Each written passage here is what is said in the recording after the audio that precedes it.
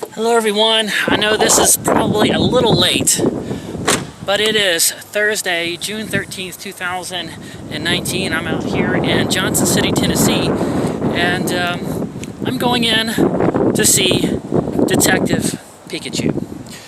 This one is just about out of theaters. I think this is the only theater still showing it in the area, and it's in the middle of the day, so a little late.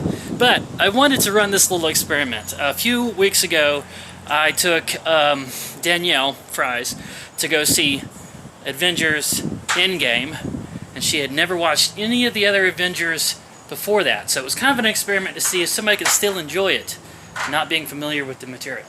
So today, as somebody that has done nothing more than play a little bit of Pokemon Puzzle League on the Game Boy Color, actually a lot of hours of that. But that's the only Pokemon game I've ever played.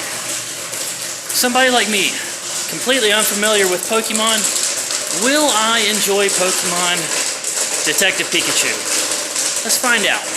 Here we go. Now the only reason why Clatters is not here with me is because, well, I forgot him, to be honest. But he's here in spirit. You don't see his body, but he's here. He will give you his reaction later on. So stick around. Hot take. As a video game movie, not bad.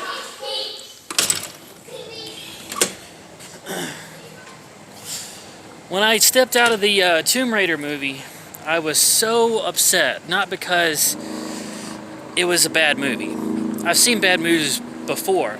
It was because I really want video game movies to be good, because I really like video games, and I really think they're a good IP and a good source for good movies, if you just do them right. After Rampage, after Tomb Raider, so disappointed. But I believe we could call this a video game movie. I don't know which one came first, the video game or the cartoon, but I think most people know of it as a video game. So we're going to call it a video game movie, and I'm going to say, as much good reception as this one's getting, I really hope that video game movies start getting a better budget, and better directors, and better script writers, and people start taking them more seriously, and they can become a really good source of movies. I think they can be. Alright, so let's get on back and find out what Clatters thought of this movie. Now for the opinion that you guys actually care about, Clatters the trash panda. Come on in here, Clatters. Oh, wow. Okay, that's a little bit more abrupt than you normally do. Are you a little bit angry? I'm sorry I left you at home, okay? Don't get an attitude with me. You were kind of there, right? You did see it? You do remember it. Okay, then. Alright, so what was the standout thing to you?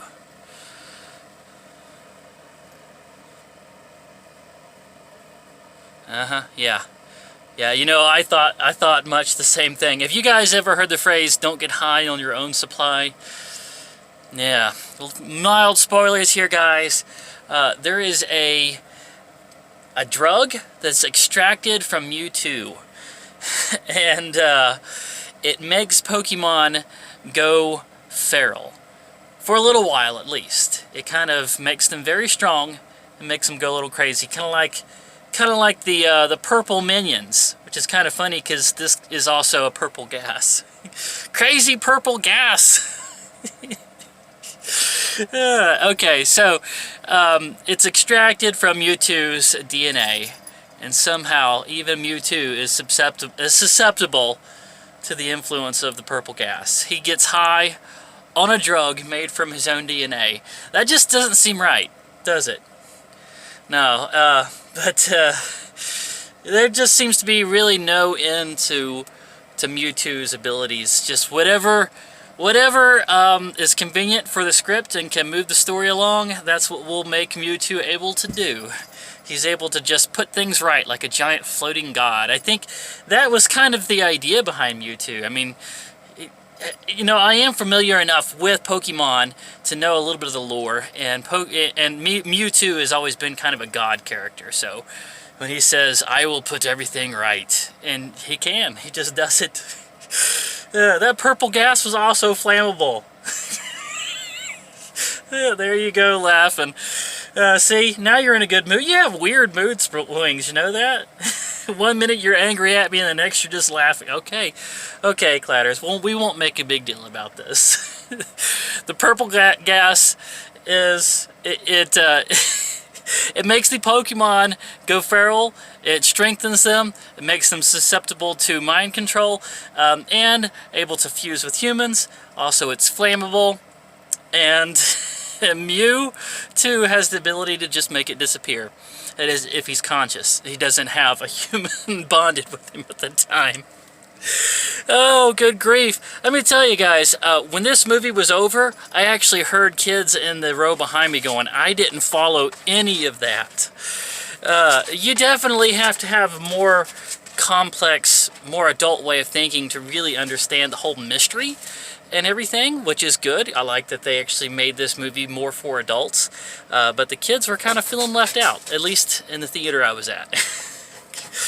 But good on them, good on them. I think this is going to usher in a little more seriousness towards video game movies, and I hope to see more in the future. You have anything else you wanted to say, Clatters, before we go?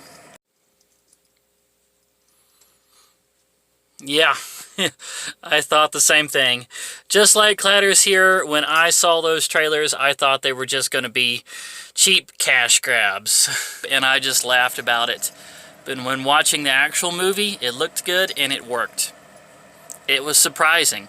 The universe, the Pokemon, just kind of partnering up with humans and walking around as acceptable pets everywhere. It worked. It was actually believable the way they presented it.